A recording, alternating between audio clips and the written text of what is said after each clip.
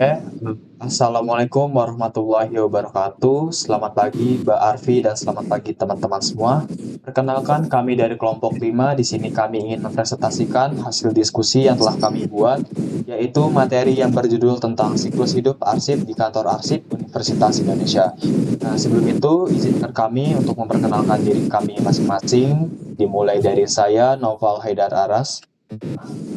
Saya Rina Caisa. Dan saya Salwa.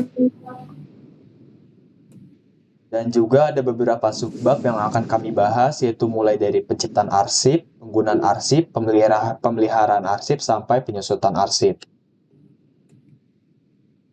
Oke, sekarang saya akan membahas terlebih dahulu dari penciptaan arsip.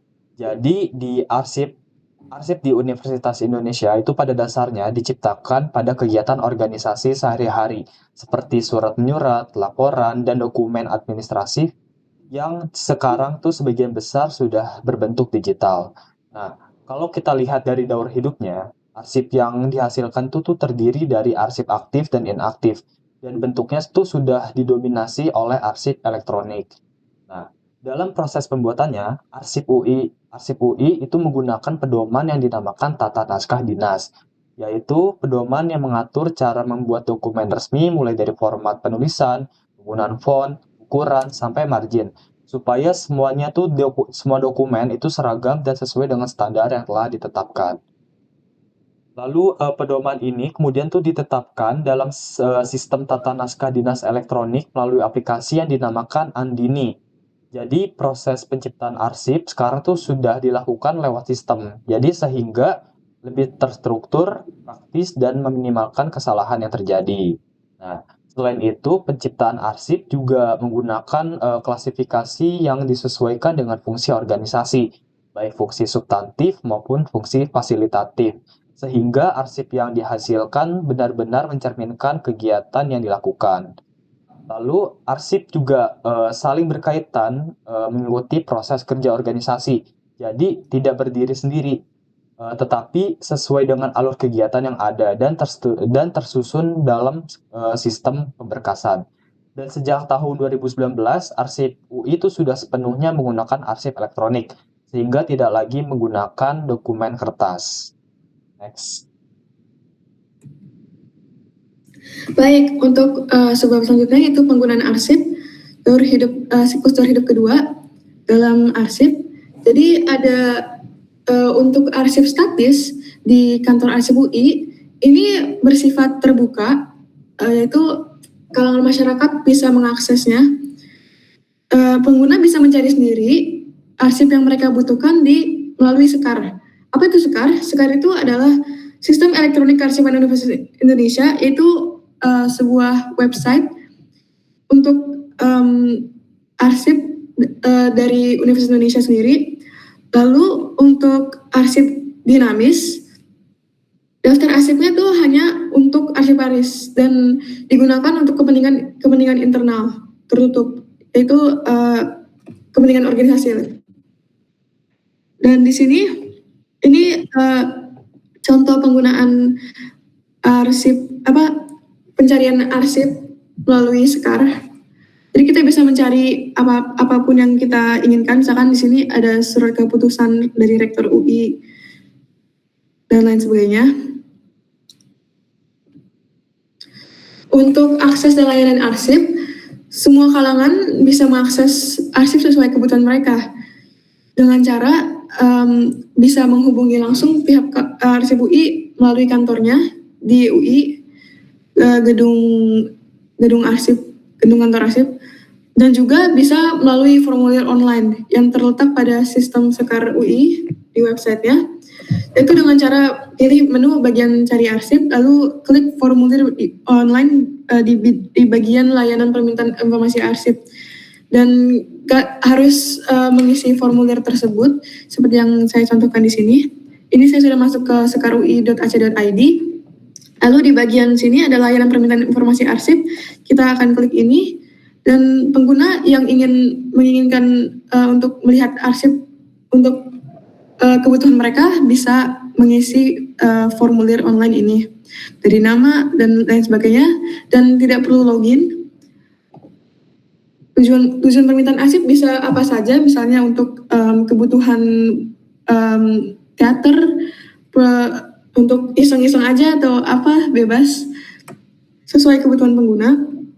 Lalu untuk materi arsip yang diperlukan seperti misalnya foto wisuda atau surat keputusan atau surat lainnya. Lalu untuk pengelolaan layanan, kantor arsip UI menggunakan Microsoft Outlook, Excel, dan juga OneDrive di sini. Di sini ada Microsoft Outlook. Jadi Microsoft Outlook ini fungsinya untuk mengirim link G Drive atau OneDrive yang akan dibagikan kepada pengguna jika arsipnya bersifat online. Jadi misalnya di sini sebentar. Nah, ini ada foto-foto wisuda. Pengguna ingin mengakses arsip foto wisuda mereka, maka akan dibagikan di melalui Microsoft Outlook dan memiliki masa akses peminjaman maksimal 2 minggu. Jadi setelah itu akan nggak bisa diakses lagi, harus minta lagi kalau mau akses. Dan juga arsip-arsip digital ini memiliki kode unik, yaitu berupa timestamp. Jadi misalnya foto ini ditangkap, di capture pada 5 Desember 2025 jam 2:31 misalnya, itu nanti akan jadi kode unik dalam arsip tersebut. Misalnya ini dari 5 Maret 2026 pukul 5:43 18 AM gitu. Lalu untuk Microsoft Excel sendiri di sini digunakan untuk mendata permintaan pengguna. Jadi setelah pengguna mengirim layanan formulir online akan ditampilkan di sini, dan arsip staf bagian staf di kantor arsip UI akan melihat kebutuhan pengguna di sini, lalu memprosesnya di Microsoft Outlook. Lalu di sini ada bentuk penggunaan arsip, itu kalau misalnya ingin menemukan find sesuatu gitu, sistem mencari sesuatu itu bisa di Microsoft Excel, misalnya mencari guru besar yang besar dan lain sebagainya. Dan juga untuk mengatur siapa saja yang bisa mengakses dari arsip ini bisa dilakukan di Microsoft Outlook juga, di OneDrive. Di sini ada email tentang berisi siapa saja yang bisa mengaksesnya melalui email tersebut. Lalu untuk keamanan dari arsip ini, kalau arsip online atau digital diberikan watermark, kecuali untuk kebutuhan pameran. Lalu kalau untuk arsip fisik, sistem pelacakan arsip ini berada di kertas penandanya, berisi informasi mengenai peminjaman, seperti siapa yang meminjam arsip tersebut atau tanggal peminjaman arsip tersebut. Lalu jika sudah dipinjam, akan ada surat berita acara bahwa peminjam bertanggung jawab jika filenya hilang. Dan di sini kantor arsip UI melakukan mitigasi, yaitu berupa menggandakan file terlebih dahulu agar mencegah sesuatu yang tidak diinginkan, yaitu hilang atau rusak. Selanjutnya ada pemilihan arsip. Nah, di sini ada pemilihan arsip. Yang pertama itu melalui sistem penyimpanan atau mobile file. Jadi rekod itu disimpan menggunakan mobile file. Sistem ini mengoptimalkan ruang penyimpanan karena rak yang ini dapat bergeser sehingga hanya misalkan satu jalur akses yang dibutuhkan. Terus yang kedua ada klasifikasi. Jadi rekod yang berupa kertas ini dilabeli dulu sebelum disimpan ke rak. Nah, dalam labelnya ini menggunakan kombinasi huruf A atau A sampai Z yang menunjukkan rak, terus angka 1, 2, dan seterusnya yang menunjukkan urutan atau nomor box atau folder di rak tersebut. Terus isi labelnya ini mencakup klasifikasi kayak jenis arsip, uraian berkas, misalnya persuratan FK, FKG, dan seterusnya. Terus juga ada tahun dan juga retensi atau keterangan arsip permanen. Terus yang ketiga ada pengendalian lingkungan. Jadi ruangan arsip ini dilengkapi dengan pengatur suhu, yaitu AC, dan juga alat pelembab atau humidifier untuk mencegah kekeringan atau kerusakan kertas. Pencatatan suhu dan kelembaban ini dilakukan rutin sekitar setiap jam 9 sampai jam 3 sore untuk memastikan kondisi stabil dan juga terekam sebagai bukti pemeliharaan arsip. Terus yang keempat ada standar dan keamanan. Jadi pemberkasan ini mengacu pada peraturan organisasi atau instansi untuk memastikan keseragaman tata kelola. Tidak ada perbedaan signifikan untuk akses fisik. Peminjaman dilakukan secara daring via website untuk memudahkan kontrol dan juga pelacakan. Yang kelima ada unitisasi arsip. Arsip dimasukkan ke dalam amplop untuk melindungi dokumen. Satu amplop ini berisi satu hal, misalnya kayak dokumen pembelian rumah. Jika dokumen tersebut kayak banyak berisi terkait satu orang, maka satu amplop itu hanya maka satu amplop itu khusus digunakan untuk orang tersebut. Tujuannya adalah untuk memudahkan temu kembali karena arsip sudah tersegregasi berdasarkan subjek atau entitas spesifik tanpa perlu membuka berkas besar yang campur aduk. Nah, terus di sini ada penyusutan arsip. Arsip ini kan kebanyakan yang dimusnahkan itu kebanyakan berupa dokumen kertas. Karena dulu belum dilakukan arsip yang digitalisasi. Jika arsip ini menumpuk, maka akan memakan ruang lebih banyak dan juga biaya penyimpanannya akan lebih besar.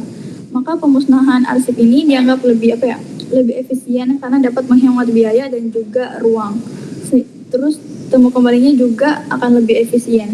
Nah, untuk caranya sendiri yang pertama adalah surat pemusnahan ini harus ditangani oleh pimpinan perguruan tinggi, kayak rektor, ketua, direktur, dan juga dekan. Lalu dilanjutkan oleh ahli arsip atau penilai arsip, terus ada saksi hingga persetujuan eksternal. Nah, syarat pemusnahan arsip sendiri yang pertama itu ada jadwal retensi arsip yang sudah habis. Terus yang kedua ada tidak bernilai historis. Dan yang terakhir ada bersifat outstanding atau masih menjadi temuan belum selesai proses auditnya. Nah, kalau untuk arsip yang tidak bisa dimusnahkan itu ada surat keputusan yang karena dia tuh bersifat permanen. Terus ada piagam tidak bisa dimusnahkan, dan terakhir ada notula atau surat pertimbangan.